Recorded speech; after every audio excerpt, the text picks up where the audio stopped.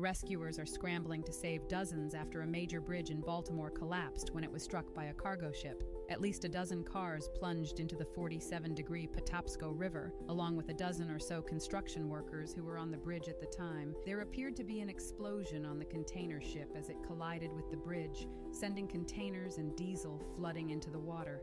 Rescue services are currently working to save as many people as possible. So you're looking at the aftermath of the Francis Scott Key Bridge after a ship ran into one of its support pillars, collapsing the entire thing. And it's 1.6 miles long, over 20 people are missing, and mass casualties have already been reported. But there's a more interesting video of the crash before it happened. So the ship is right here, and you're gonna notice something interesting. The lights go out. The ship's still moving. Now the ship right now is on the other side of the bridge coming towards us. And you see the lights are off, but then they're gonna come back on. But it's weird because if you watch the ship's movement, it's as if it's turning straight towards that pillar, as if it's aiming for it.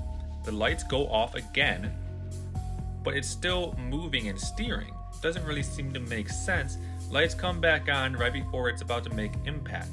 So the question draws, why did the ship lose power? And despite losing power, why did the ship start steering directly towards that pillar?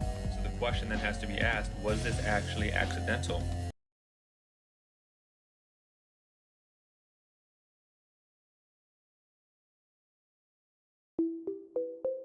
Imagine your vision is totally normal, and then one day you see demonic features everywhere. Imagine your vision is totally normal, and then one day you see demonic features everywhere you turn, just like this. Just like this. New, rare, newly discovered.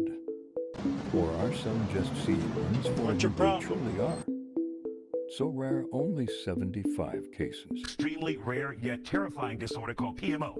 Now known because people didn't know about it at first. It's called the demon face syndrome. People with the condition see parts of other people's faces distorted in shape, texture, position, or color.